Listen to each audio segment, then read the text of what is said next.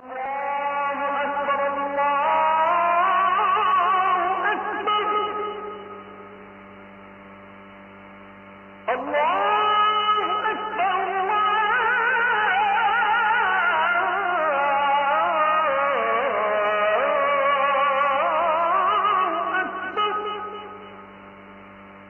মাদক দ্রব্যের মধ্যে যারা জড়িত আছে, আপনারা যদি এটা বন্ধ করতে না পারেন, আজকে আমি আপনাদের সামনে কোরআন রেখে বলে যাই, আজ আমাদের যুবকদেরকে যদি আপনারা মাদক থেকে ফেরাতে না পারেন, আজ যেমন চান্দোলাচরের পাথর বাজারের মধ্যে গিয়ে আমাদের যুবকেরা আরসি, পেপসি, কোকা-কোলা সবার সামনে কিনে খায়, এটাতে যেমন কোনো লজ্জাবোধ কাজ করে না, আজ যদি আমরা মাদক দ্রব্যকে বন্ধ করে দিতে না পারি চিরস্থায়ীভাবে, তাহলে আগামী 10 বছর, 15-20 বছর পরে পরবর্তী প্রজন্ম সবার সামনে মদ খায়া খায়া ঘুরবে, এটাতেও তারা কোনো লজ্জাবোধ করবে না। এটা ওই পর্যায়ে চলে যাবে। এখন গাঁজা, ইয়াবা, বাবা, ফেন্সিডিল ইউনিভার্সিটি লেভেলে না, এখন নিচে নামতে নামতে ক্লাস 7-8 এর পোলাপান পর্যন্ত গাঁজা খায়। আছে না নাই? কোন পর্যায়ে নেমে গেছে? আপনি আপনার পরবর্তী প্রজন্মকে বাঁচান, সমাজ বাঁচান, তবেই বাঁচবে দেশ। এই সমাজ বাঁচান, এই প্রজন্মকে বাঁচান, এই যুবকদের বাঁচান। এই সমাজের একজন নিম্ন স্তরে গরিব মানুষ যদি মদ খায়, তাহলে তার উপরে শাস্তি প্রয়োগ করা হয়, আইন দেখানো হয়। আর এমপি, মন্ত্রী, নেতা খেতারা যদি মদ খায়, তখন আর আইন নাই, তখন মাকড়সা দৌড় দিলে যেমন জাল থাকে না, এমপি মন্ত্রী তারা যদি মার্ডার করে ফেলে মদ খায়া, তখন আর আইন খুঁজে পাওয়া যায় না। এই যে দেখেন, আল্লাহ যে বললেন মানুষের সামনে শাস্তি দিতে, তাইলে হবেটা কি? ধরেন আপনাদের গ্রামের 5 জন মদখোর, এদেরকে ধরে আনলেন জুমার দিন সবার সামনে। এই 5 জন মদখোরকে জামা খুলে যদি এক একটার পিঠের উপরে 80টা বেত মেরে দিতে পারেন, এই 5 জনের মাইর খাওয়া দেখে বাকি 500 মানুষ সোজা হয়ে যাবে। অন্যথায় সমাজে এই শাস্তির বিধান যদি আপনি সবার সামনে চালু করতে না পারেন, তাইলে লাভ নাই ভাই। কিছু মানুষের কাজ হবে যারা ঈমানদার, কারণ আল্লাহ বলছেন ওয়াদাক্কির ফাইন্না যিকরা তানফাউল মুমিনিন, ওয়াজ করবা ঈমানদার যারা, তাদের অন্তর নরম হবে, তারা কোনো ভুল ভ্রান্তি করলে তারা এই পথ থেকে ফিরে আসবে। কিন্তু সমাজে বেঈমানও কিছু আছে না নাই? আমার ভাই, আমি ওয়াজ করছি আপনাদের সামনে, আপনারা বসে আছেন, কিন্তু এই মুহূর্তেও যারা মদ খায় তারা মদের আড্ডায় বসে আছে, আপনাদের আশেপাশে আছে না নাই? তাইলে আমার ওয়াজ তো তাদের কান পর্যন্ত গেলই না, লাভ হইল কি? ওমর বললেন, এই আমর ইবনে আসকে চিঠি পাঠাও, এখনই আসতে বলো, দ্রুত আসতে বলো আমার কাছে। আমর ইবনে আসকে চিঠি দেওয়া হলো। চিঠি পাওয়া মাত্রই আমর ইবনে আস তড়িঘড়ি করে মিশর থেকে মদিনাতে চলে এলেন, ওমরের সামনে দাঁড়িয়ে গেলেন। ওমর বলল, আমর ইবনে আস, তুমি মিশরের শাসনকর্তা, আমার ছেলে তোমার আদালতে বিচারের জন্য গিয়েছে, তুমি কি ইনসাফ করেছো? জি করেছি, আমি 80টা বেত মেরেছি। ওমর বললেন, আচ্ছা তুমি যে 80টা বেত মেরেছো তার সাক্ষী কি? বলে, না আমি তো সাক্ষী এজন্য নাই, আপনি প্রেসিডেন্ট, অর্ধেকটা জাহানের খলিফা আপনি, আপনার সম্মানার্থে আপনার সন্তানকে আমি দরজার আড়ালে নিয়ে মেরেছি যেন কেউ না দেখে। ওমর বললেন, আমর ইবনে আস, আমার সম্মান বড় না, আমার সম্মানের চাইতে আল্লাহর কোরআনের বিধান বড়। আল্লাহু আকবার। এমন কথা বলার মতো নেতা বাংলাদেশে কয়টা আছে খোঁজেন? যাদের মধ্যে ইসলাম নাই, কোরআন নাই, তারা কোনোদিন এই কথা বলতেও পারবে না যে আমার সম্মান বড় না, কোরআনের বিধান বড়। ইসলামের প্রাথমিক যুগে মদ হারাম ছিল না, বৈধ ছিল। কেন বৈধ ছিল?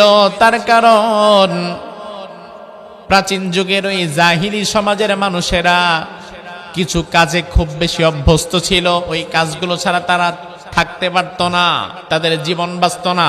এর মধ্যে অন্যতম একটা ছিল মদ।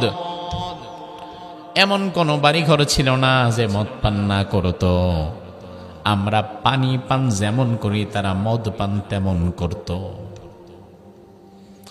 এই মুহূর্তে আমার সামনে যতজন বসে আছেন, আমি নিশ্চিত হয়ে বলতে পারি, যে কোনো একজনকে দাঁড় করায় যদি জিজ্ঞেস করা হয় বিগত 24 ঘন্টায় 1 ফোঁটা পানিও খায় নাই, এমন মানুষ আপনাদের এখানে কয়জন আছে? একজন আছে না? 24 ঘন্টায় আমরা সবাই পানি কম বেশি খাইছি।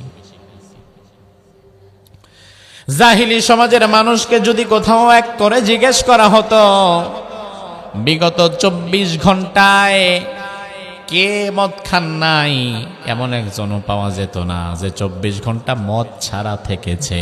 সবাই এই মাদকের মধ্যে আপাদমস্তক ডুবেছিল। এখন যে জিনিস মানুষের রক্তের মধ্যে মিশে যায়, ওই নেশা থেকে মানুষকে একদিনে বের করা সম্ভব না।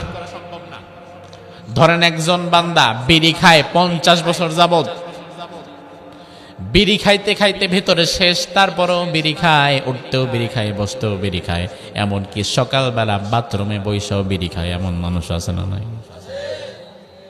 বিড়ি না খাইলে না কোনো বাথরুমই হয় না, অভ্যাস হয়ে গেছে। পাকস্থলীও বুঝে যে মালিক যখন বিড়ি হবে তখনই ক্লিয়ার হবে, এর আগে না। আমার ভাই ভালো করে বোঝেন, 50 বছর বিড়ি খায় এমন কোন মানুষ আজকে মাহফিলে এসেছে, কোনো একটা কথা তার ভালো লেগে গেছে, সে চিন্তা করলো আমি আর বিড়ি খাবো না। অনেক শক্ত সিদ্ধান্ত নেওয়ার পরেও আজকে ওয়াজ শুনে কালকে সকাল থেকে এই অভ্যাসটা ছেড়ে দিতে পারবে না। কারণ ওয়াজ শুনছে সে একদিন, আর বিড়ি খাইছে 50 বছর। 50 বছর যেটা চলছে এটা তার রক্তের মধ্যে মিশে গেছে। হ্যাঁ, এই লোকটা ছাড়তে পারবে, তবে কিভাবে? যে আমি তো সারাদিনে 10টা খাই, আজকে থেকে 5টা খামো। এই 5টা চলবে আগামী 1 সপ্তাহ। যখন দেখবে এখন 5টাতে হয়, তখন আস্তে আস্তে এখান থেকে আরো কমাবে, যে পরের সপ্তাহে আমি প্রতিদিন 2টা খামো। এই 2টা চলবে আরো 1 সপ্তাহ, এভাবে পরের সপ্তাহে প্রতিদিন আমি 1টা, এভাবে করে 1 মাস অন্তত সময় লাগবে তার বিড়ির নেশা কাটাইতে। কথা বুঝে না? কথা ঠিক না? এখন একদিনে, এখন থেকে আর জীবনে বিড়ি খাইবেন না, ওই বেটা মরে যাবে, পাগল হয়ে যাবে। আমার ভাই ভালো করে বোঝেন, ইসলাম মানুষের কতটা স্বভাবজাত ধর্ম। যে মানুষগুলোর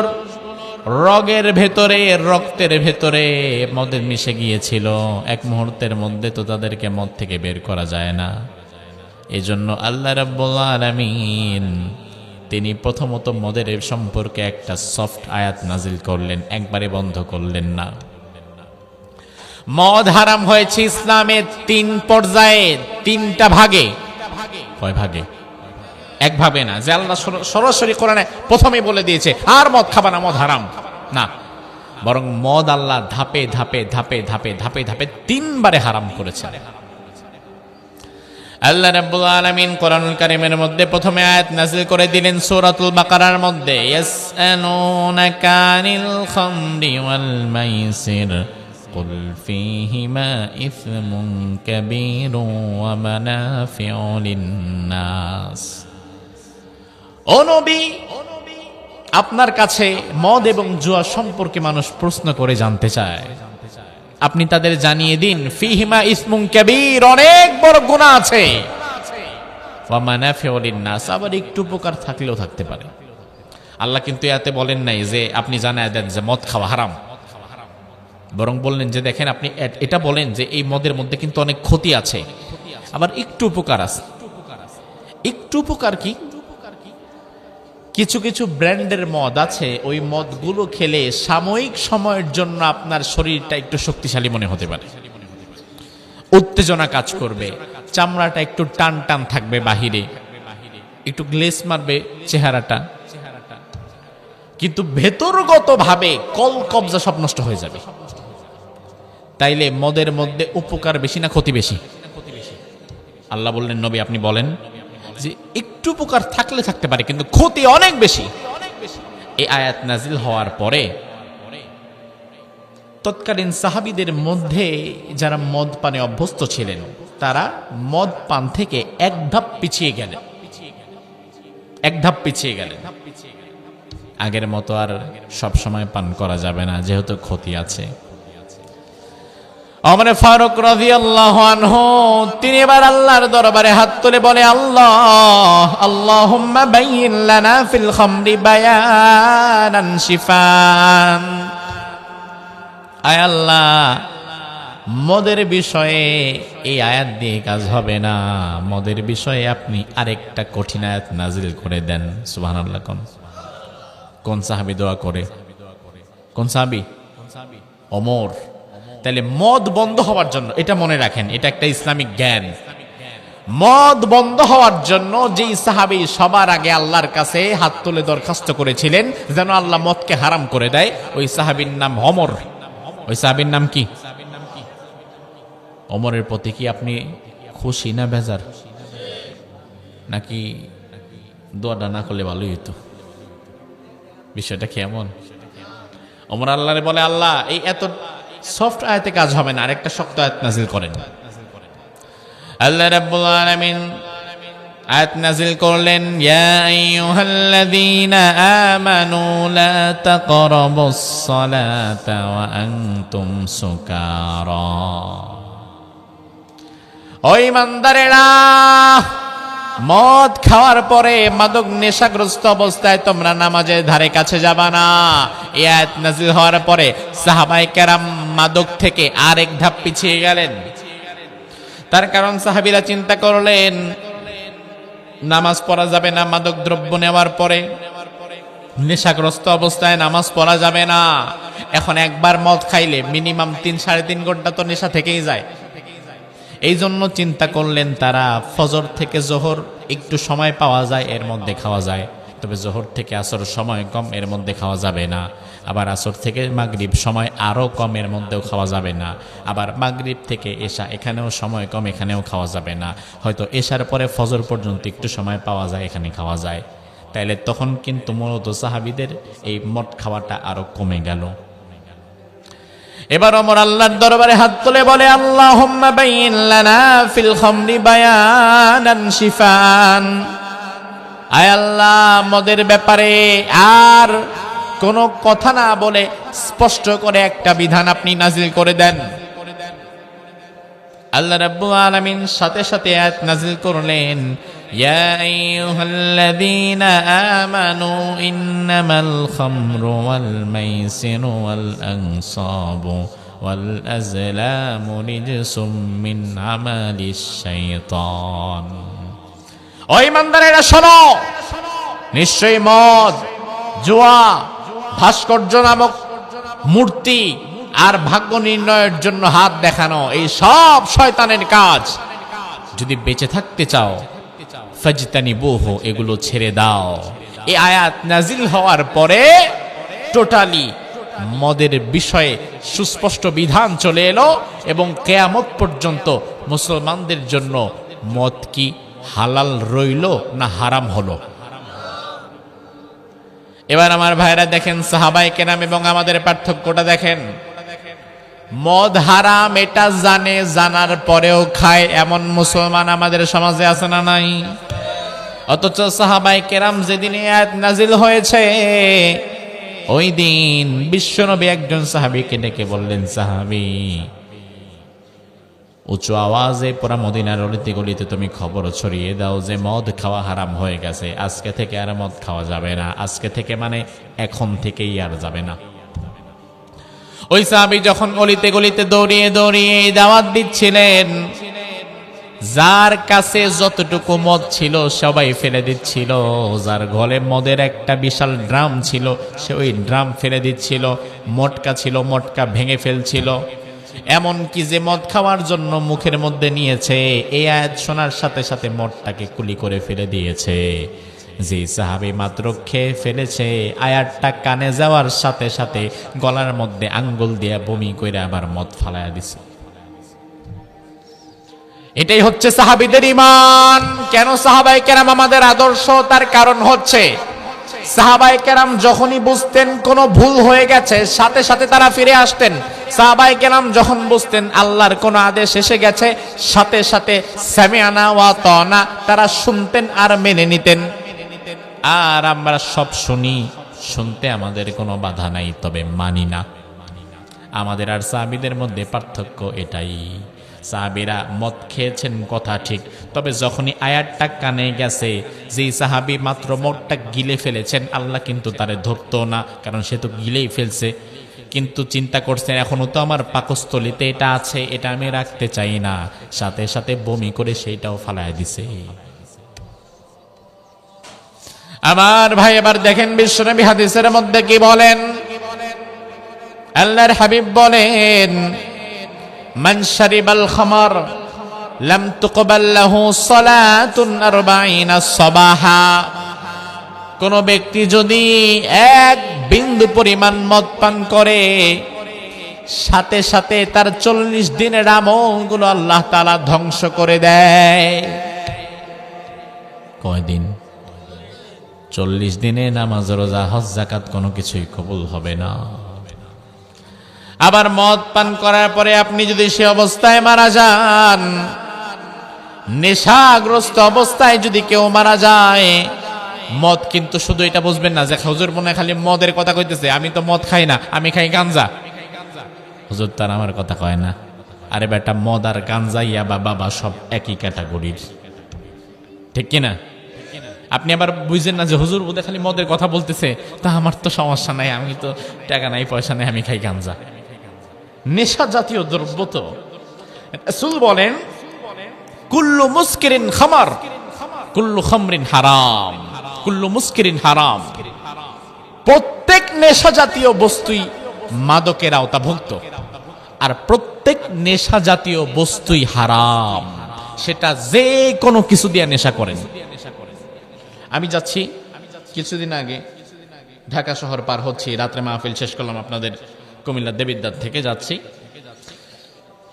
গুলিস্তানের পাশ দিয়ে যাওয়ার সময় আমি দেখলাম ফুটপাতের নিচে 5, 7, 8, 10 বছরের কিছু ছেলে পেলে একসাথে বসে, আমি ভাবছি তারা আগুন পোহাচ্ছে। আমার ড্রাইভার বলল হুজুর গাঞ্জা খায়। গাঞ্জা কেমনে খায়? এদের কাছে তো গাঞ্জা গুঞ্জা কেনার টাকাও নাই। কয় দেখেন, জুতার তলা খুইলা ওইটা আগুনের মধ্যে পুরায়া এরপরে নাকি নাকের কাছে নিয়ে সঙ্গে। আমি কি আজব মানুষ, নেশা করার জিনিস পায় না। তাহলে নেশা জাতীয় প্রত্যেক বস্তুই মাদকের অন্তর্ভুক্ত, আর প্রতিটি বস্তুই হালাল না হারাম? হালাল না হারাম? তাহলে জবাব দেন, মদ খাওয়া হালাল না হারাম? গাঞ্জা খাওয়া, বাবা খাওয়া, ডাইল খাওয়া, আবার আপনার ভাতের ডাইল না, ওই আরেক প্রকারের নাম আছে ডাইল, আপনি তো জানেন না, আল্লাহ বাঁচাইছে, আপনিও জানেন। হায় রে, মুরব্বীও মানুষ তাও জানে। আমার ভাই লক্ষ্য করেন, এবার দেখেন যে হাদিসটা বলতে চাচ্ছিলাম, রাসূল কি বলে দেখেন, মাদক দ্রব্য গ্রহণ করার পরে এই মদ আপনার ভেতরে রয়ে গেছে, নেশা এখন আপনার কাটে নাই, এই অবস্থায় যদি আপনার মৃত্যু হয়ে যায়, তবে রাসূল বললেন লাকিয়াল্লাহু কাবিদি ওয়াসানিন, আল্লাহর দরবারে কিয়ামতের ময়দানে মাদক গ্রহণ করা ব্যক্তি কিয়ামতের ময়দানে মুশরিকদের সারিতে আল্লাহ তাআলা তাকে দাঁড় করায়া দিবেন। রাসূল একটা হাদিসের মধ্যে বলেছেন, যে যেভাবে উঠবা আল্লাহর দরবারে তার হিসাবটা তেমন হবে। তামুতুনা কামা তুহশারুন, যে যে অবস্থায় মরবা সে অবস্থায় তার হাসর হবে। যার মৃত্যুটা ভালো কাজের মধ্য দিয়ে হবে, তার হাসরটাও ভালো মানুষের সাথে যিনি ঘটায় দিবেন তিনি কে? মাহফিলে এসেছে, মাহফিল শুনে অশ্রু ঝরিয়ে চোখের পানি ফেলে মোনাজাত করে যাওয়ার সময় বিদায় নিয়েছে, পথিমধ্যে অ্যাক্সিডেন্ট করে মরে গেছে, এমন মানুষও পৃথিবীতে আছে না নাই? একটা ভালো কাজ থেকে ফেরার পথে তার মৃত্যু হলো, আল্লাহর দরবারে তার হিসাবটা সহজ হবে। মসজিদে সেজদায় গেছে, সেজদায় যাওয়ার পরে আর উঠতে পারে নাই, মসজিদের ভেতরে মৃত্যু হয়ে যায়, এমনও মানুষের খবর আছে না নাই? বিশ্বনবী বললেন, মৃত্যুটা যেমন হবে সেভাবেই আল্লাহ তোমাকে কিয়ামতের ময়দানে তুলবেন। আর মাদক দ্রব্য গ্রহণ করার মধ্য দিয়ে মৃত্যুটা যার হবে, আল্লাহ তাআলা কিয়ামতের ময়দানে হিন্দুদের কাতারে তাকে দাঁড় করায়া দিবেন। মূর্তি পূজকদের কাতারে লাকিয়াল্লাহু কাবিদি ওয়াসানিন, মূর্তি পূজকদের সাথে আল্লাহ দাঁড় করায়া দিবেন। বড় ভয়ঙ্কর বিষয় ভাই। আল্লাহর হাবিব আরেক হাদিসের মধ্যে বললেন,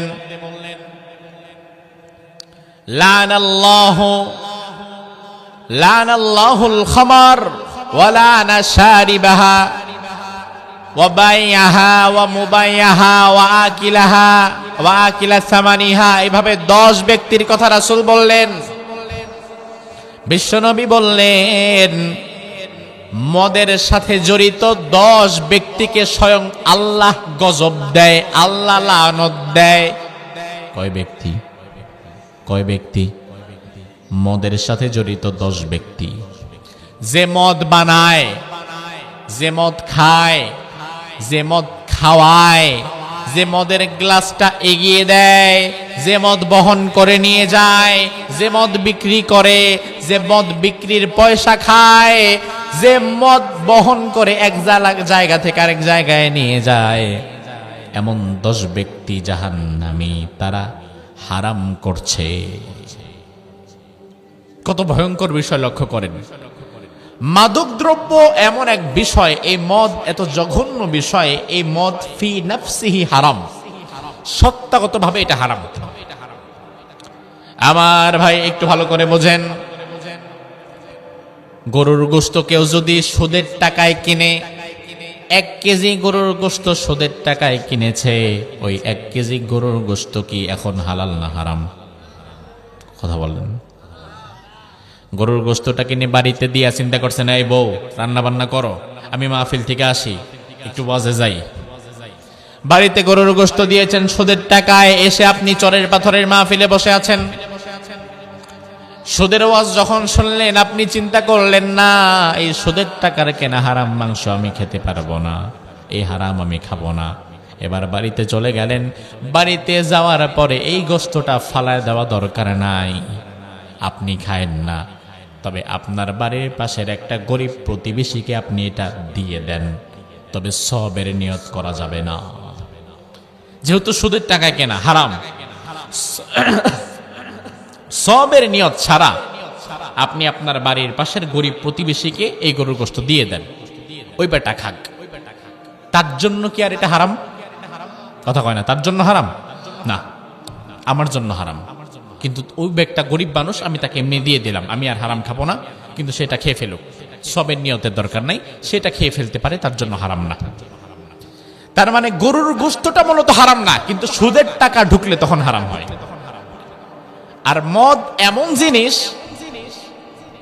আপনি 2 বোতল মদ ঘরে রাখছেন, এখন আজকে আমার ওয়াজ শোনার পরে চিন্তা করলেন যে না, মদ যেহেতু হারাম, এটা আমি খাবো না, তো এটা পাশের বাড়ির সলিমুদ্দিনে দিয়ে দিই, বেটা গরিব মানুষ, হবে? তার মানে আমার ভাই, সব হারাম আর মদের হারাম এক না। এই মাদক হচ্ছে ফি নাফসিহি হারাম, এটা সত্তাগতভাবে হারাম, এটা আপনার জন্য হারাম, তার জন্য হারাম, দুনিয়ার সবার জন্যই হারাম, মাগনা দিলেও হারাম, ঠিক কিনা? বনি ইসরাইলের যুগের একটি ইসরায়েলি রিওয়ায়াত তাফসীরে এসেছে, বনি ইসরাইল যুগের এক জালিম বাদশা, সে তার রাজ দরবারে এক আবেদ ইবাদতকারী একজন ভালো মানুষকে জোর করে নিয়ে আসলো রাজ দরবারে, এনে তার সামনে 4টা অপশন রাখলো। প্রথম নাম্বার অপশন একটা পুরুষ ব্যক্তিকে দাঁড় করালো, 2 নাম্বার অপশন ওই পুরুষ ব্যক্তির পাশে তার স্ত্রীকে দাঁড় করালো, তৃতীয়ত ওই স্ত্রী লোকের পাশে এক বাটি শূকরের মাংস দিয়ে দিল, চতুর্থ ওই শূকরের মাংসের পাশে 1 গ্লাস মদ দিয়ে দিল।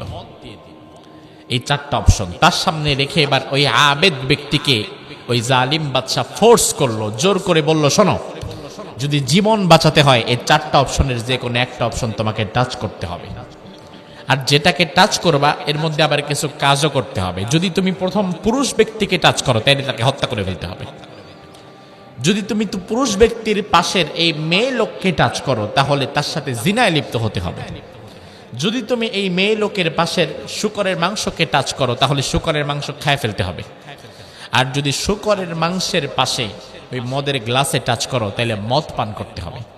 তবে যে কোনো একটা করা ছাড়া তুমি বের হতে পারবে না, যে কোনো একটা তোমাকে করাই লাগবে। আমার ভাই, ওই আবেদ ব্যক্তি চিন্তা করলো, এত জঘন্য পাপাচার তো করা যাবে না, শূকরের মাংস সিহ ঘৃণা, এটা তো খাওয়াই যাবে না, এই মহিলার সাথে জিনা এটা তো কোনোদিনই করা যাবে না, আর এই পুরুষ ব্যক্তিকে ধরলে তো তাকে মেরে ফেলতে হবে, এত বড় অন্যায় তো আমি করতে পারবো না।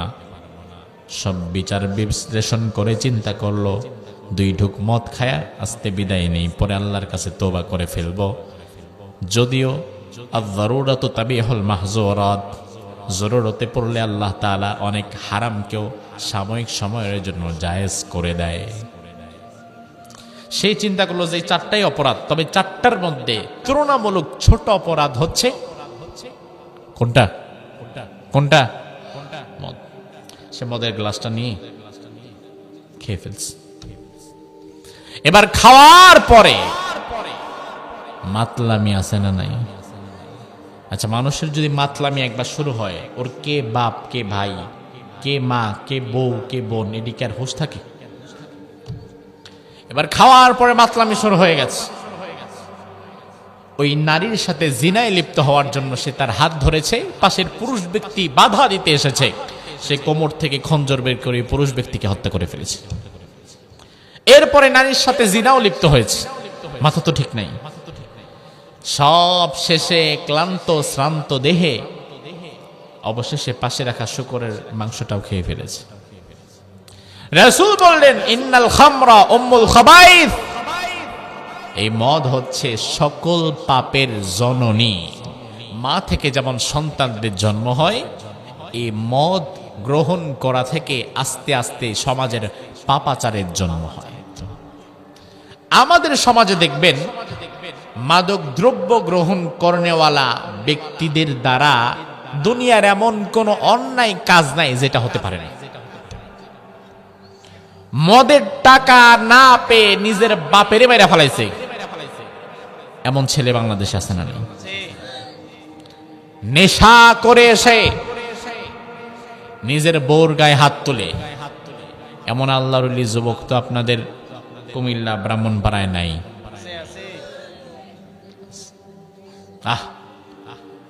রাসূল আগেই বলেছেন, ইন্নাল খামরা উম্মুল খাবাইস, এই মাদক থেকেই সকল পাপ ছড়িয়ে যায়।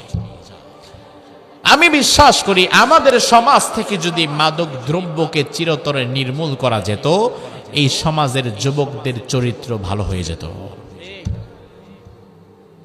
এই মাদক দ্রব্যের দ্বারা সয়লাভ হয়ে গেছে সমাজ। রাসূলুল্লাহর যুগে যখন আয়াত নাজিল হলো, রাসূল দাওয়াত দিলেন, সাহাবায়ে কেরাম ফিরে আসলেন, কিন্তু শয়তান কি ঘুমায় গেছে? শয়তান কি কিয়ামত পর্যন্ত আছে না নাই? এজন্য শয়তান ধোঁকা দিয়ে তখনও পর্যন্ত মাঝে মাঝে কিছু ইমানদারদেরকে মাদকের দিকে নিয়ে যেত। এজন্য রাসূল শুধুমাত্র সাহাবীদের সামনে কোরআন এবং হাদিস শুধু ওয়াজ করে নসিহত করেই থেমে যান নাই, বরং মদ খেলে এটার একটা শাস্তির বিধানও রাসূল করে গিয়েছেন। মদ যদি কেউ খেয়ে ফেলে, এই যে আমি আজকে আপনাদের সামনে ওয়াজ করলাম, কোরআনও বললাম, হাদিসও বললাম এ পর্যন্ত, আচ্ছা আমার ওয়াজ শুনে কি ব্রাহ্মণপাড়ার সব মানুষ মদ খাওয়া ছেড়ে দিবে? কথা কয় না। যদি আমারে কালকেও ওয়াজ করতে বলেন, কালকেও করলাম, পরের দিন বললেন, পরের দিনও করলাম, আমি যদি টানা 1 সপ্তাহ ওয়াজ করি মাদকের বিরুদ্ধে, ব্রাহ্মণপাড়ার সব মানুষ মদ খাওয়া ছাড়বে? তার মানে বোঝা গেল শুধু ওয়াজে সমাজ পরিবর্তন হবে কোনোদিনই না। যদি মাত্র শুধু ওয়াজের দ্বারা সমাজ পরিবর্তন হয়ে যেত, তাইলে রাসূলুল্লাহ কোনোদিন মদের শাস্তির বিধান দিয়ে যেতেন না। রাসূলের যুগে মদ খেয়েছে, এরপরে তাকে বেত মারা হয়েছে, এমন নজির আছে না নাই? এবার আপনারা দলিল নেন, সহিহ বুখারী কিতাবুল হুদুদ, সহিহ মুসলিম কিতাবুল হুদুদ এর হাদিস, জালাদা রাসূলুল্লাহ সাল্লাল্লাহু আলাইহি ওয়াসাল্লাম 40 ওয়া জালাদা আবু বকর 40 ওয়া জালাদা ওমর 80। মদ যদি রাসূলুল্লাহর যুগে কেউ খেয়েছে, রাসূলুল্লাহ তার জন্য নিয়ম করেছিলেন, কেউ যদি মদ খায় তাইলে তার শাস্তি হচ্ছে তার জামা কাপড় খুলে তার পিঠের মধ্যে লাগাইতে হবে 40 বেত। জোরে কোন কয় বেত? কয় বেত? ওয়াজালাদা আবু বকর 40, আবু বকরের জামানায় আবু বকরও কেউ মদ খাইলে জামা খুইলা পেছনে মারতো, কয় বেত?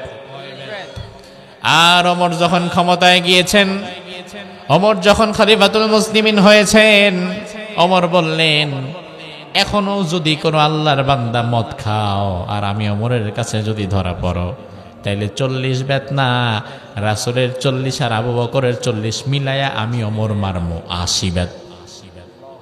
কয় বেত? কয় বেত? 80 বেত। এবং এই আইন শুধু সমাজের সাধারণ মানুষের জন্য না, সবার জন্য। যদি ওমরের নিজের ছেলে মদ খায় তাইলে তো আর মানা হবে না। মারবে নাকি মেরেছিল, এটাই প্রমাণ করে আইন হবে সবার জন্য সমান। আর আমাদের দেশের আইন হয়ে গেছে মাকড়সার জালের মতো।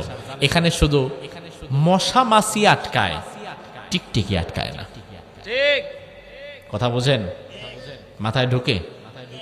একটা আইন হতে হবে, ওই আইনটা থাকবে রাষ্ট্রের সর্বোচ্চ ব্যক্তির জন্য, যেমন ব্রাহ্মণ পাড়ার মধ্যে যে লোক জুতা সেলাই করে বাজারে বসে তার জন্য তেমন। জুতা সেলাই করনেওয়ালা, মুচি, কামার, কুমার, জেলে, তাঁতি, কৃষক, তার জন্য যে আইন, তারেক রহমান সাহেবের জন্য একই আইন, ডাক্তার শফিকুর রহমানের জন্য একই আইন। এটা যদি করতে না পারেন, বাংলাদেশ কোনোদিন ইনসাফের বাংলাদেশ হবে না। এখন আমাদের সমাজের আইন হচ্ছে, আমি আপনাকে হাতে কলমে দেখাই, আপনি যদি ব্রাহ্মণপাড়া বাজারে দাঁড়ায় মদ খান, প্রশাসনের একটা গাড়ি যদি টহল দেওয়ার সময় চোখে পড়ে যে আপনি দাঁড়ায় দাঁড়ায় মদ খাচ্ছেন, পুলিশ নাইমা আপনার ধৈরা গাড়িতে উঠায় থানায় নিয়ে যাবে, বেটা মদ খাচ্ছিস কেন? তাইলে বোঝা গেল যে মদ খাওয়া অপরাধ, এজন্য পুলিশ আপনাকে অ্যারেস্ট করবে। আচ্ছা ধরেন আপনাদের কারো বাড়িতে 5টা মদ এনে রাখছেন, প্রশাসনকে যদি বলা হয় 999 কল দিয়ে, তাহলে পুলিশ আসবে না? মদ গোলা নিবে না? যে আনছে তারে ধরবে না? তার মানে বোঝা গেল আমাদের পুলিশ ভাইয়েরা মদের বিষয়ে সচেতন। মদ যেখানে পাবে মদওয়ালারে সুইদ্দা ধইরা বাইন্দা নিয়ে যাবে। বাংলাদেশের 5 স্টার হোটেলগুলোতে কি মদ আছে না নাই? ওই জায়গায় যে মদ বিক্রি হয় এটা তো পুলিশ জানেই না। জানে কিন্তু জীবনে যায়, ধরে না। ওখানে বিশেষ আইন আছে, গণপ্রজাতন্ত্রী বাংলাদেশ সরকারের স্বরাষ্ট্র মন্ত্রণালয় মাদক দ্রব্যের লাইসেন্স দিয়ে ওইটারে জায়েজ বানায় দিছে। তার মানে বুঝলেন, ব্রাহ্মণপাড়া বাজারে মদ খাওয়া হারাম আর 5 স্টারে মদ খাওয়া জায়েজ। এই ফতোয়া কি আল্লাহর? এই ফতোয়া কি আল্লাহর? আল্লাহর ফতোয়া হচ্ছে মদ ব্রাহ্মণপাড়ায় যেমন হারাম, কুমিল্লায় যেমন হারাম, মদ যদি কেউ গণভবনে, বঙ্গভবনে আর সংসদে বৈশা খায় ওইটাও হারাম। সব জায়গায় হারাম। কিন্তু বাংলাদেশের আইন 2 জায়গায় 2 রকম হয়ে গেছে। তার কারণ প্রশাসন ভালো করেই জানে, চান্দোলা চরের পাথরে যে মদ নিয়ে ঘরে ঢুকছে 2টা, ওর কাছে ধরা যায়, ওরে চাপ দেওয়া যায়, ওর উপর আইন প্রয়োগ করা যায়। কিন্তু 5 স্টার হোটেলে যে মদ আছে, ওই মদ এই আমলা কামলারা খাইতে পারে না। ওইগুলা খাবে হচ্ছে সমাজের সর্বোচ্চ লেভেলের ধনী মানুষেরা, নেতা, খেতা, এমপি, মন্ত্রী, তারা। এই জন্য প্রশাসন জানার পরেও ওই মদখোরদের ধরে না, সমাজের ছিচকে যারা এদেরকে ধরে। আর এই নিয়ম যদি 2 জায়গায় 2 ভাবে থাকে, তাহলে সমাজ থেকে কোনোদিন মাদক দ্রব্য বন্ধ করা যাবে না। এজন্য আমি বলি, আমার দেশের এই আইন এ তো মাকড়সার জাল। ঘরের কোনায় মাকড়সার জাল হয় না? হয় না? ওই মাকড়সার জাল ঝাড়ু দিয়ে নাড়া দিবেন, পড়ে যাবে। দুর্বল একটা জাল। তবে দুর্বল কার জন্য? সবার জন্য না। এই মাকড়সার জাল পরিষ্কার করার সময় দেখবেন, মাকড়সার জালের মধ্যে মাঝে মাঝে আপনি লক্ষ্য করে তাকালে দেখবেন পিঁপড়া ময়রা ঝুলতেছে, আছে না নাই? বা মশা একটা উল্টায় ঠ্যাঙ্গায় পড়ে ঝুলতেছে, বেরোতে পারে না, আটকে গেছে। তাইলে পিঁপড়া যাওয়ার সময় আটকে গেছে, মশা দৌড় দেওয়ার সময় আটকে গেছে। কিন্তু টিকটিকি যদি একটা ডান থেকে বামে দৌড় মারে, টিকটিকিও আটকায়, জালই থাকে না। কিসের জাল? তাইলে আমাদের সমাজের আইন হচ্ছে, এই সমাজের একজন নিম্ন স্তরে গরিব মানুষ যদি মদ খায়, তাহলে তার উপরে শাস্তি প্রয়োগ করা হয়, আইন দেখানো হয়। আর এমপি মন্ত্রী নেতা খেতারা যদি মদ খায় তখন আর আইন নাই, তখন মাকড়সা দৌড় দিলে যেমন জাল থাকে না, এমপি মন্ত্রী তারা যদি মার্ডার করে ফেলে মদ খায়া তখন আর আইন খুঁজে পাওয়া যায় না। তো এইভাবে যদি সমাজ চলে তাহলে কি সমাজ সংস্কার হবে না। এবার দেখেন রাসূল নিয়ম করলেন 40 বেত, আবু বকর করলেন 40 বেত, আর ওমর জানো করলেন কয়টা? 80। আমার ভাই লক্ষ্য করেন ওমর ফারুক কেমন সাহাবী, তার মুখের কথার সাথে তার কাজের মিল আছে না নাই? ওমর ফারুক এই নিয়ম যখন করলেন, এই নিয়ম করার কিছুদিন পরেই ওমর ফারুকের ছেলে আবু শাহামা জিহাদের ময়দানে গিয়েছে। মিশরে আমর ইবনুল আসের নেতৃত্বে জিহাদ হচ্ছে। আমর ইবনুল আস ছিলেন সেনাপতি, ওমরের ছেলে আবু শাহামা সেই জিহাদের একজন কর্মী সৈনিক। জিহাদের ময়দান, যুদ্ধ চলতে চলতে এক পর্যায়ে পানির তৃষ্ণা পেল। তিনি চিন্তা করলেন 5 থেকে 7 সেকেন্ডের মধ্যে আমি তাঁবুর মধ্যে ঢুকবো, পাশেই তাঁবু, ময়দানের পাশেই তাঁবু, তাঁবুর মধ্যে ঢুকবো, তাড়াতাড়ি আমি পানিটা খেয়ে আবার এসে জিহাদ করব।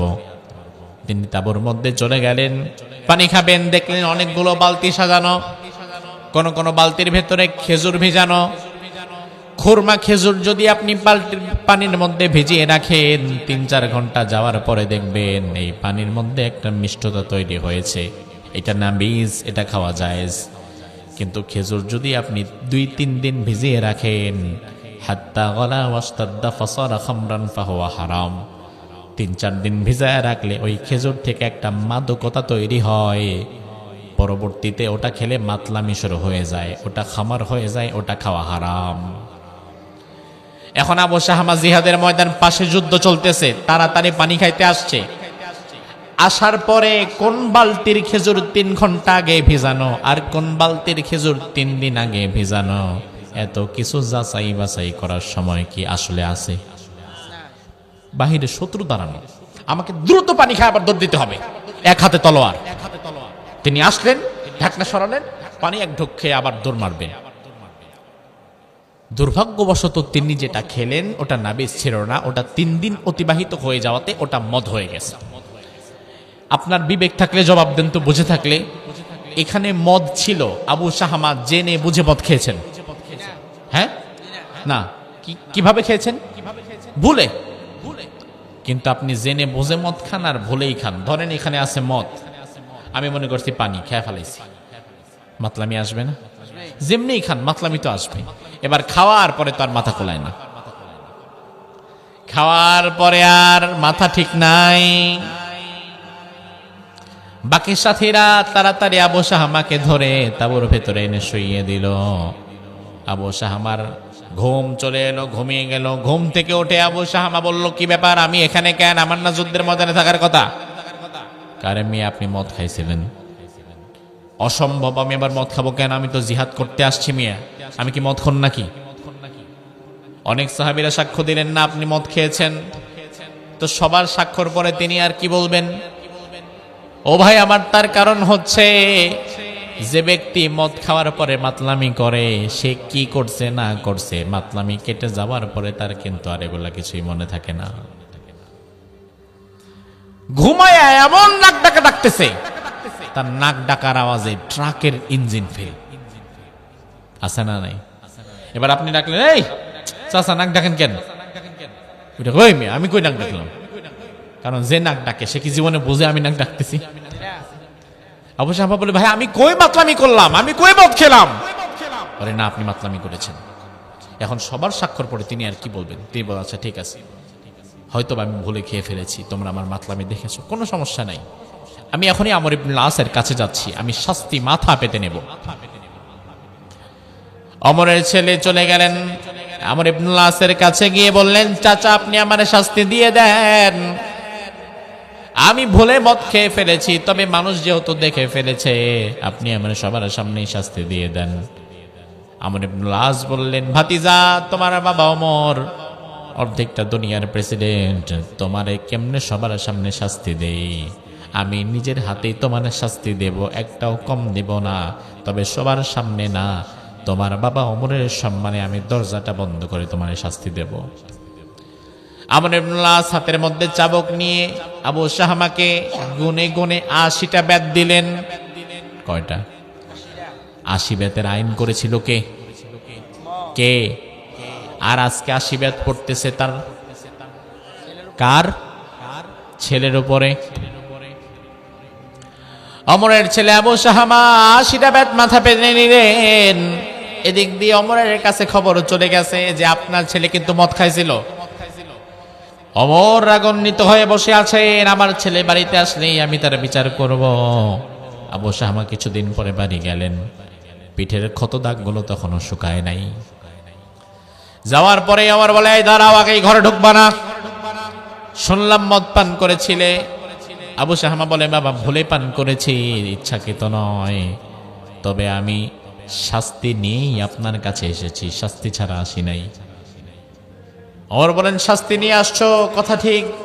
আবু শাহমা বলে, অবশ্যই ঠিক। কে দিয়েছে? বলে আমর ইবনুল আস নিজের হাতে দিয়েছে। কয়টা দিয়েছে? বলে ৮০টাই দিয়েছে। এবার ওমর বলে, আলহামদুলিল্লাহ বাবা, আমি শুনে খুশি হলাম যে তুমি ৮০টাই নিয়েছো, কম নাও নাই। তবে আমার একটা প্রশান্তির দরকার। তোমার যে আমর ইবনুল আস গুনে গুনে ৮০টা বেত দিয়েছে, তার সাক্ষী আনো দে একজন। কে দেখছে? সাক্ষী আনো। আবু শাহমা বলল, বাবারে, আপনার সম্মানে আমর ইবনুল আস আমারে সবার সামনে পিটায় নাই, ঘরের দরজা বন্ধ করে পিটিয়েছে, আমার পিঠে এখনো দাগ আছে। ওমর বলে, তাই? এত সাহস? আরে আমার সম্মানে দরজা আটকে কেন পেটাবে? আমার সম্মান তো বড় না, বড় তো কোরআনের বিধান। কারণ কোরআনে আল্লাহ বলেছেন, ওয়াল ইয়াশহাদা আযাবাহুমা তাইফাতুম মিনাল মুমিনিন। ও নবী, ইমানদারদের যখন কারো কোনো বিচার করবেন, এই বিচারটা লোকচক্ষুর আড়ালে জেলখানার ভেতরে দফা রফা করে না, বরং এই বিচারটা করবেন সমাজের লক্ষ লক্ষ মানুষের সামনে।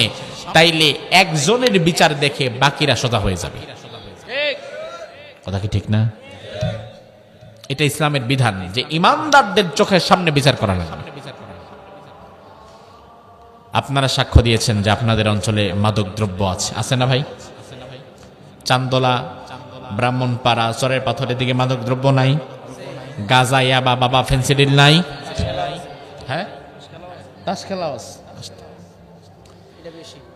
এই মাদক দ্রব্যের মধ্যে যারা জড়িত আছে, আপনারা যদি এটা বন্ধ করতে না পারেন, আজকে আমি আপনাদের সামনে কোরআন রেখে বলে যাই, আজ আমাদের যুবকদেরকে যদি আপনারা মাদক থেকে ফেরাতে না পারেন, আজ যেমন চান্দোলা চরের পাথর বাজারের মধ্যে গিয়ে আমাদের যুবকেরা আরসি, পেপসি, কোকা-কোলা সবার সামনে কিনে খায়, এটাতে যেমন কোনো লজ্জাবোধ কাজ করে না, আজ যদি আমরা মাদক দ্রব্যকে বন্ধ করে দিতে না পারি চিরস্থায়ীভাবে, তাহলে আগামী 10 বছর, 15-20 বছর পরে পরবর্তী প্রজন্ম সবার সামনে মদ খায়া খায়া ঘুরবে, এটাতেও তারা কোনো লজ্জাবোধ করবে না।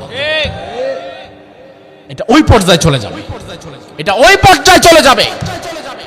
এখন গাঁজা, ইয়াবা, বাবা ফেন্সিডিল ইউনিভার্সিটি লেভেলে না, এখন নিচে নামতে নামতে ক্লাস 7-8 এর পোলাপান পর্যন্ত গাঁজা খায়।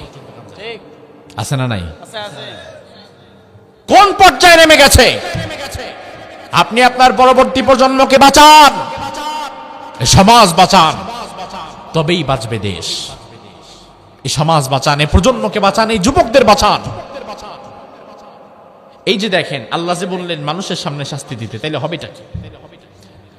ধরেন আপনাদের গ্রামের 5 জন মদখোর, এদেরকে ধরে আনলেন, জুমার দিন সবার সামনে এই 5 জন মদখোরকে জামা খুলে যদি এক একটার পিঠের উপরে 80টা বেত মেরে দিতে পারেন,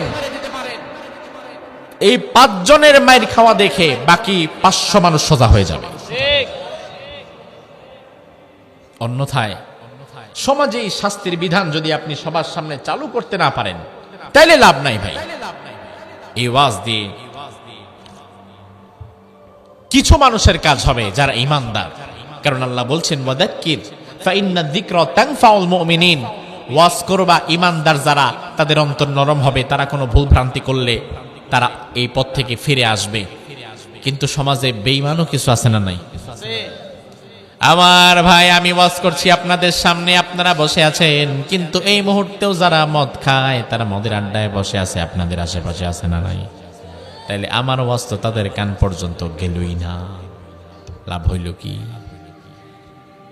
ওমর বললেন, এই আমর ইবনে আসকে চিঠি পাঠাও, এখনই আসতে বলো, দ্রুত আসতে বলো আমার কাছে। আমর ইবনে আসকে চিঠি দেওয়া হলো। চিঠি পাওয়া মাত্রই আমর ইবনে আস তড়িঘড়ি করে মিশর থেকে মদিনাতে চলে এলেন, ওমরের সামনে দাঁড়িয়ে গেলেন।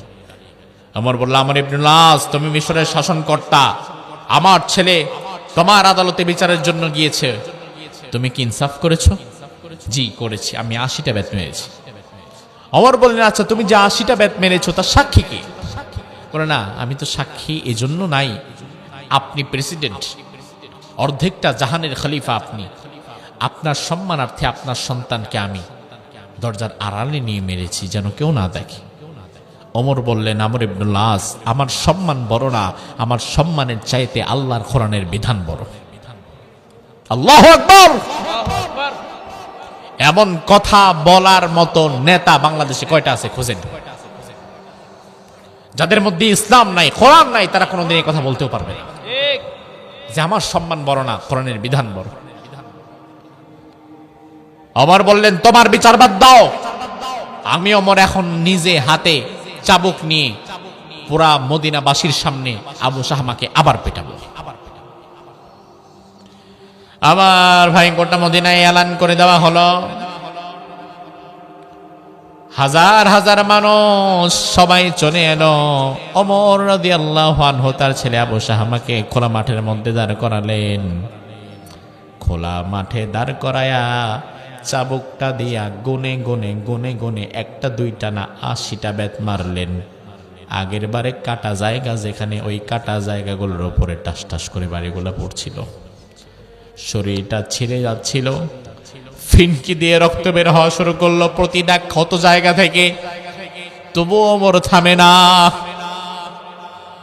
অবশেষে ইতিহাসবিদরা বলেন, ওমরের এই শাস্তির নেওয়ার পরে আবু শাহমা আর মাত্র 10 থেকে 15 দিন বেঁচে ছিলেন, এরপরে মরে গেছে। আবু শাহমার মৃত্যুর কিছু সময় পূর্বে ওমর তার কানে খবর গেল, আবু শাহমার একটু দেখে যান, আবু শাহমার শরীরটা বড় খারাপ, হয়তো মরে যাবে, বাঁচবে না, শরীরটা পচে যাচ্ছে। এতবারই আবু শাহমা সহ্য করতে পারে নাই।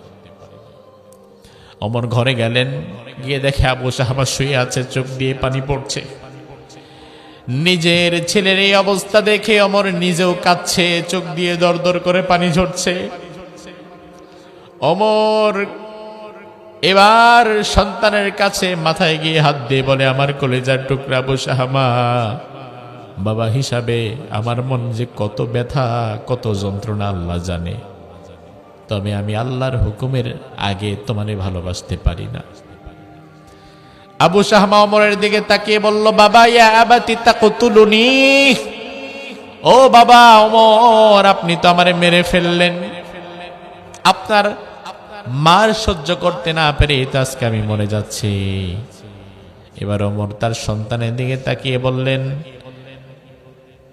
ইয়া ইবনি, ও আমার সন্তান, ইদা লাকাইতা রাব্বাক ফাখবিরহু ফাইন্না ওমর আকামানি আল হাদ, আল্লাহর সামনে মৃত্যুর পরে যখন তুমি দাঁড়াবা, আল্লাহর সামনে দাঁড়ায়া আল্লাহকে বলবা, আল্লাহ, দুনিয়াতে এমন একজন মানুষ আছে যার নাম ওমর, ইসলামের হুকুম পালনের জন্য, তোমার কোরআনের বিধান কায়েমের জন্য নিজের ছেলেকেও ওমর খাতির করে নাই।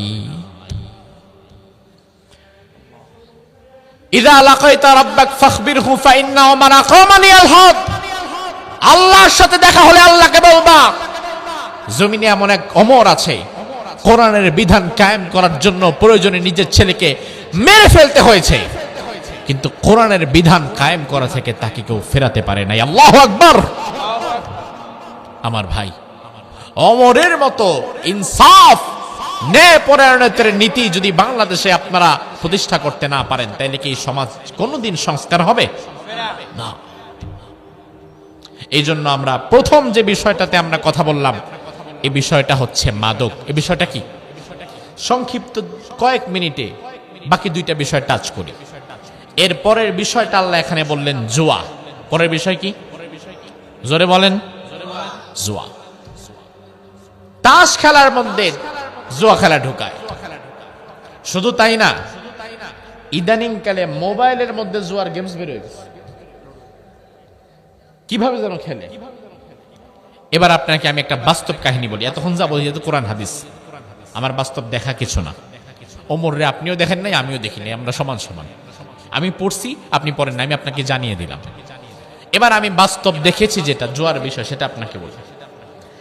আজ থেকে 3 বছর আগে আমি যখন আমার একটা মাদ্রাসা আছে প্রতিষ্ঠা করেছি, এখন 3 তলা হয়ে গেছে আলহামদুলিল্লাহ। 3 বছর আগে আমি যখন মাদ্রাসার কাজটা শুরু করছিলাম, আমার কিছু অর্থনৈতিক সংকট ছিল। আমি আমাদের এলাকার এক বিত্তশালী ভাই, 3-4টা বাড়ি, 4-5টা গাড়ি, কোটি কোটি টাকা ব্যাংক ব্যালেন্স, তার কাছ থেকে কিছু টাকা কর্জ নেওয়ার মতো অবস্থা হয়ে গেছিল মাদ্রাসার জন্য। ধনাঢ্য ব্যক্তি। ওই ব্যক্তি হঠাৎ করে কিছুদিন আগে দেখলাম মোজগুলা বড় বড় হয়ে গেছে, চুলগুলা বড় বড় হয়ে গেছে, চেহারাটা ফ্যাকাশে হয়ে গেছে, রাস্তাঘাটে বসে থাকে, মানুষ তাকে আর দাম দেয় না। এই দোকানে সেই দোকানে বসে থাকে, অথচ এখানে তার বসে থাকার কথা না। সে তো কোটিপতি মানুষ, তার আন্ডারে হাজার হাজার কর্মচারী থাকে। অবশেষে আমি একজনকে জিজ্ঞেস করলাম, তার এই অবস্থা কেন? পাগল টাগল হয়েছে নাকি? আমাকে জানানো হলো সে মূলত অনলাইন জুয়াতে আসক্ত হয়ে গেছিল। অনলাইন জুয়াতে আসক্ত হয়ে নিজের 3টা বাড়ি বিক্রি করে ফেলছে, জমি বিক্রি করে ফেলছে, গার্মেন্টস ফ্যাক্টরি বিক্রি করে ফেলছে, গাড়িগুলা বিক্রি করে ফেলছে, মিনিমাম 20 কোটি টাকার সম্পদ সে বিক্রি করে ফেলছে। আমি বলি পাগল নাকি? বলে হ্যাঁ, এটা এমন ভয়ঙ্কর এক নেশা, এখানে সে আকৃষ্ট হয়ে তার সব শেষ করে ফেলেছে। তার স্ত্রী সন্তানেরা যে যার মতো তার থেকে বিদায় নিয়ে গেছে। এখনো মানুষের দোকানে বসে বসে 10 টাকা 20 টাকা ধার নিয়ে প্রয়োজনে ভিক্ষা কইরা হইলেও সে নেশা মিটায়। আমি অবাক হয়ে গেলাম। আমি কোনোভাবেই হিসাব মিলাইতে পারলাম না, কোনোভাবেই হিসাব মিলাইতে পারলাম না, এটা হইল কেমনে? এই জুয়া কেন্দ্রিক একবার যদি জীবনে কেউ ঢুকে যান, আখিরাতের হিসাব বাদ দেন, পরকালে আপনি জাহান্নামে যাবেন, কি কি শাস্তি হবে সব বাদ দেন। এই জুয়া খেলার নেশায় যদি আপনি দুনিয়াতে একবার পড়ে যান, বিশ্বাস করেন আপনার দুনিয়াটাই জাহান্নাম হয়ে যাবে। আপনার দুনিয়াটা জাহান্নাম হয়ে যাবে। যে কোনো প্রকারের জুয়া খেলা থেকে বের হয়ে যেতে হবে। আপনি মনে করবেন ওই যে গ্রামে গঞ্জে বাজি ধরে খেললাম 200 টাকা 500 টাকা, কোনো দরকার নাই। কারণ শয়তান এই 200 টাকা 500 টাকা থেকেই আপনাকে ধীরে ধীরে বড় জুয়ার দিকে নিয়ে যাবে। কথা বুঝতে পেরেছেন? এই জুয়া খেলার পরিপূর্ণভাবে ছেড়ে দিতে হবে। আমার ভাই, 3 নাম্বার, আমাদের সমাজের আরেকটা ভয়ঙ্কর ব্যাধির নাম সুদ। কি নাম? কি নাম? আসেনি? কম না বেশি? নামাজও পড়ে 5 ওয়াক্ত, সুদও খায় মোটামুটি 5 ওয়াক্ত। আছে না নাই? 14 বার হজ করে আসছে, হাজী সাহেব মানুষ, এখনো সুদ ছাড়তে পারে নাই, এমন হাজী নাই? আমার ভাই লক্ষ্য করেন। এবার আপনাকে আমি আল্লাহর কোরআন থেকে শোনাচ্ছি, আমার কথা না, কারণ আমি বললে তো রাগ করবেন, কিন্তু আল্লাহ বললে রাগ করবেন কেমনে? কারণ আল্লাহর কথার উপরে রাগ করলে তো ঈমান থাকে না। আল্লাহ রাব্বুল আলামিন কোরআনের মধ্যে বললেন, ইয়া আইয়ুহাল্লাযীনা আমানু লা তাকুলুর রিবা আযাফাম মুযাফা। ও ঈমানদারেরা, চক্রবৃদ্ধি হারে তোমরা সুদ খেও না। সুদের উপরে সুদ, তার উপরে সুদ, এর উপরে সুদ, এভাবে তোমরা সুদ খেও না। আল্লাহ রাব্বুল আলামিন আরেক আয়াতের মধ্যে বললেন, আল্লাযীনা ইয়াকুলুনার রিবা লা ইয়াকুমুনা ইল্লা কামা ইয়াকুমুল্লাযী ইয়াতাখাব্বাতুহুশ শাইতানু মিনাল মাস। যারা সুদ খেয়েছে দুনিয়াতে, কিয়ামতের দিন তারা যখন উঠবে, জিনে ধরা রোগী যেমন পাগল হয়ে যায়, পাগল যেমন একবার ডানে যায়, একবার বামে যায়, একবার সামনে যায়, পেছনে যায়, তার যেমন কোনো হুঁশ জ্ঞান থাকে না, সুদখোর ব্যক্তি কিয়ামতের ময়দানে তারও তেমন কোনো হুঁশ জ্ঞান থাকবে না। তাফসীরে জালালাইন প্রণেতা বলেন, লা ইয়াকুমুনা ইল্লা কাকিয়ামিল মাজনুন। দুনিয়াতে যারা সুদ খায়, কিয়ামতের ময়দানে আল্লাহ তাদের পাগল বানায়া উঠাবেন। কি বানায়া? জোরে কোন। কেন জানেন? তার কারণ হচ্ছে, একে তো পাগল বানিয়ে উঠাবেন, এর উপরে তার গলার ভেতরে একটা ফাঁস লাগানো থাকবে, জিহ্বাটা বের হয়ে যাবে, শ্বাস নিতে পারবে না। এই পাগল অবস্থায় সে একবার ডানে বামে সামনে পেছনে ছুটাছুটি করবে। এর কারণ কি? কারণ হচ্ছে দুনিয়াতে, এই ছেলেরা কথা বলবা না,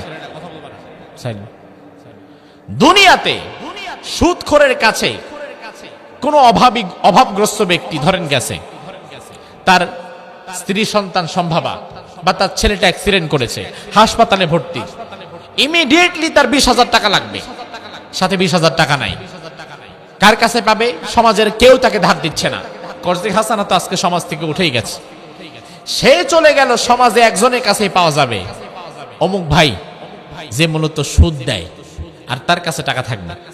সে তার কাছে গিয়ে বলল, আমার স্ত্রী অসুস্থ, হসপিটালে ভর্তি, ভাই আপনি আমার দ্রুত 20,000 টাকা দেন, আমি আপনাকে আগামী 2 মাসের মধ্যে দিয়ে দিব।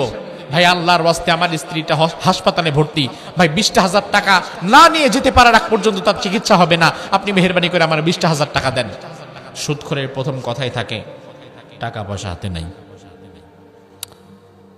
অন্যদিকে দেখো, অমুকের কাছে যাও, আচ্ছা তমুকের কাছে যাও, একবার আপনাকে ডান দিকে দৌড় পারাবে, একবার আপনাকে বাম দিকে ছুটাবে। আপনি পাগলের মতো 20,000 টাকার জন্য একবার ডানে যাবেন, একবার বামে যাবেন, কারো কাছেই পাবেন না। অবশেষে আবার তার কাছে আসবেন, যখন দেখবে আপনার কোনো গতি নাই, আপনি আটকে গেছেন পুরাপুরি, এবার সে সুদখোর তার সুদের হিসাব নিয়ে বসবে। হ্যাঁ 20,000 টাকা দিতে পারি, কষ্ট হবে, তাহলে 20,000 টাকায় কত দিবা? যখন আপনি তার মন মতো অঙ্ক বলতে পারবেন, তখন সে রাজি হবে, পকেট থেকে টাকা বের করে দিয়ে দিবে। আর এর আগ পর্যন্ত সে এত নিকৃষ্ট মানসিকতা, আপনার স্ত্রী যদি মরেও যায় হাসপাতালে, তার পকেট থেকে টাকা বেরোবে না। আছে না নাই? আপনাকে একবার ডানে একবার বামে ভাবে দূর করাবে। এজন্য আল্লাহ বলেন, এই সুদখোরদেরকে কিয়ামতের ময়দানে গলার মধ্যে ফাঁসির রশি পেঁচায়া একবার ডানে দৌড়া, একবার বামে দৌড়া, দেখ কেমন লাগে। দুনিয়ার অভাবগ্রস্ত গরিব মানুষদেরকে দূর করাতে এবার তোরা দৌড়া, দেখ কেমন লাগে। আমার ভাই এবার দেখেন রাসূলের হাদিস কি বলে। আল্লাহর হাবিব বলেন, সুদ যারা খায় এর মধ্যে অনেক গুনাহ রয়েছে, 70টার বেশি গুনাহ। কয়টার বেশি? কথা কন। এর মধ্যে সর্বনিম্ন সর্বনিম্ন সর্বনিম্ন গুনাহ হচ্ছে আইয়ানকিহার রাজুলু উম্মাহু, কোন ব্যক্তি যদি তার আপন মায়ের সাথে জিনায় লিপ্ত হয়, তার যতটা গুনাহ সুদখোরের সেটা সর্বনিম্ন গুনাহ। সর্বনিম্ন যদি এটা হয়, তাহলে সর্বোচ্চটা আল্লাহই জানে।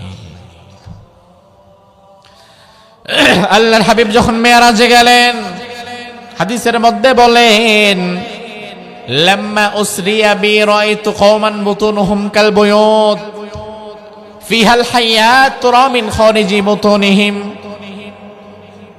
বিশ্বনবী বলেন, আমি যখন জাহান্নামের পাশ দিয়ে যাচ্ছিলাম, আমি দেখলাম একদল মানুষ, তাদের পেটগুলা 2 তলা 3 তলা বিল্ডিং এর সমান, শরীরটা ছোট কিন্তু পেট 2 তলা 3 তলা বিল্ডিং এর সমান।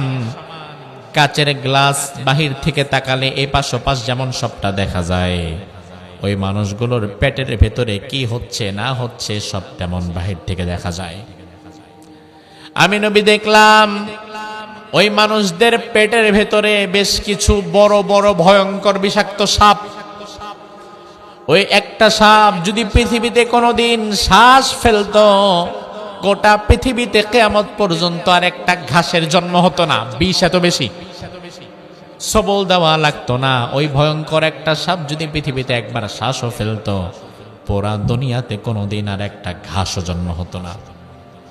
এমন ভয়ঙ্কর ভয়ঙ্কর সাপ তার পেটের ভেতরে তাকে দংশন করছে, কামড়াচ্ছে, বিষ ঢুকাচ্ছে। বিষ ক্রিয়ার যন্ত্রণা এসে পাগলের মতো হয়ে যাচ্ছে, নাক মুখ দিয়ে রক্ত ঝরছে, তবু তার মৃত্যু হচ্ছে না। কারণ মৃত্যু তো নাই, কিন্তু মৃত্যুর চাইতে হাজার গুণ বেশি যন্ত্রণা সেদিন আছে না নাই? আল্লাহর হাবিব বললেন, আমি জিব্রিলকে বললাম, ও ভাই জিব্রাইল, এই লোকগুলো কারা? জিব্রিল বললেন, হুম আকিলুর রিবা, দুনিয়াতে যারা সুদ খাইতো এরা হচ্ছে তারা। বিশ্বনবী আরেক হাদিসের মধ্যে বললেন, সুদের সাথে জড়িত 4 ব্যক্তিকে আমি নবী লানত করলাম। কয় ব্যক্তিকে? লানা কিলুর রিবা ওয়া মুকিলাহু ওয়া কাতিবাইহি ওয়া শাহিদা। যে সুদ খায়, যে সুদ দেয়, যে সুদের সাক্ষী থাকে, যে সুদ লিখে, এমন 4 ব্যক্তিকে রাসূল লানত করেছেন। আপনি সুদ খান না ভালো, আপনি সুদ দেন না এটাও ভালো। আপনার ভাতিজা এসে বলল, চাচা একটু ব্যাংকে যাওয়া লাগবে। কি কারণ? আরে 5 লাখ টাকা তুলবো, কাগজপত্র সব ঠিক আছে, একজন গ্রান্টার লাগবে, একজন জামিনদার লাগবে। এখন আপনি আমার পরিচিত, আপনি চাচা, আসেন যাই। আপনি চিন্তা করলেন ভাতিজা বলছে, কেমনে না যাই। আরে ভাতিজার কথায় চাচা গিয়া সুদের গ্রান্টার হইয়া সুদের পেপারের মধ্যে সাইন দিয়েছে।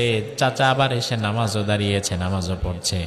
ওই ব্যক্তি মনে করছে আমি তো সুদ খাই না, সুদ দেও না, কিন্তু সে যে সুদের সাক্ষী থাকলো, এর দ্বারাই আল্লাহ তাআলা সুদখোরের সমপরিমাণ গুনাহ তাকেও দিয়ে দিলেন। এজন্য সাবধান, সাবধান। সুদ খাবেন না, সুদ দিবেন না, মরে গেলেও কারো সুদের সাক্ষী থাকবেন না। পারবেন? যারা সাক্ষী থাকে এদের মতো বেকুফ আর কেউ নাই। আমি খাইলামও না, আমি দিলামও না, আমি খালি সাক্ষী থেকে ধরা খাই গেলাম, এ তো বেকুফ। অন্তত তো সুদ খাইছে, খায়া মার খাইতেছে, আর আমি না খাই মার খাইলাম। এই জন্য আমার ভাই, এই ভয়ঙ্কর পাপের দিকে যাওয়া যাবে না। সর্বশেষ একটা হাদিস শুনিয়ে আমি আলোচনা শেষ করছি। রাসূল বলেন, মনোযোগ সহকারে হাদিসটা শুনেন। রাসূল বলেন, মান আকালা দিরহামা রিবা রাজুলুন ওয়া হুয়া ইয়ালাম, জেনে শুনে কোন বান্দা যদি 1 টাকা সুদ খায়, জোরে বলেন কয় টাকা? জোরে বলেন কয় টাকা? আশাদ্দু মিন 36 জিনাতান, আল্লাহ তাআলা সাথে সাথে তার আমল নামায় জিনার গুনাহ তুলে দেয় 36 বার। কয়বার? কয়বার? এবার একটু অঙ্ক করেন। 1 টাকা খেলে কয়বার? 1 টাকা সুদ খেলে আমল নামায় জিনার গুনাহ কয়বার? 36 বার, 36। এখন যদি কেউ 100 টাকা খায়, তাহলে আমল নামায় জিনার গুনাহ কতবার? মাশাআল্লাহ, 3600 বার।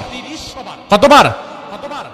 100 টাকা সুদ খাইছে, আমল নামায় জিনার গুনাহ 3600 বার। কেউ যদি 1000 টাকা খায়, 36,000 বার। আচ্ছা, এবার আমাদের সমাজে যারা সুদ খায় নিয়মিত, এরা কি 1000 খায় না বেশি খায়? সব বাদ দেন, সব বাদ দেন। এই সমাজের একজন সুদখোর 1000 টাকাই খেয়েছে, এরপরে মরে গেছে, আর খেতে পারেনি। এই 1000 টাকা সুদ যে খেয়েছে, তার আমল নামায় রাসূলের কথা অনুযায়ী জিনার গুনাহ উঠে গেছে 36,000 বার। আমাদের সমাজে জিনা যারা করে টাকার বিনিময়ে, পতিতা বৃত্তি যারা করে, একজন পতিতা সে যদি মারা যায়, ধরেন আপনার পাশের গ্রামে একটা পতিতা নারী আছে, সে মারা গেছে, খবর পেয়েছেন, আপনি কি তার জানাজায় যাবেন? না। আপনার ইমাম সাহেবও যাবে না, সমাজের ভালো হাজী সাহেবও যাবে না, মাদ্রাসার আলেমও যাবে না, ভালো কোনো মানুষ তার জানাজায় যায় না। ওই তার আত্মীয় স্বজনরা মিলে 2-4 জন জানাজা পড়ে লাশ কবরে দিয়ে রাখে। সমাজের ভালো মানুষ তার জানাজায় যাওয়াটাকে নিচু কাজ মনে করে। পতিতা সারা জীবন জিনা করতে করতে মরছে। ভাই, একজন পতিতা নারী যে সারা জীবন জিনা করেছে, সে তার সারা জীবনেও 36,000 বার জিনা করতে পারে নাই। এতবার জিনা করার মতো সময় সুযোগ সে পায় নাই। বছরে 365 দিন সে বাঁচে কয়দিন বাঁচলো, কয়দিন জিনা করলো, তার পুরো আমল নামা খুঁজেও আপনি 36,000 বার জিনা বের করতে পারবেন না।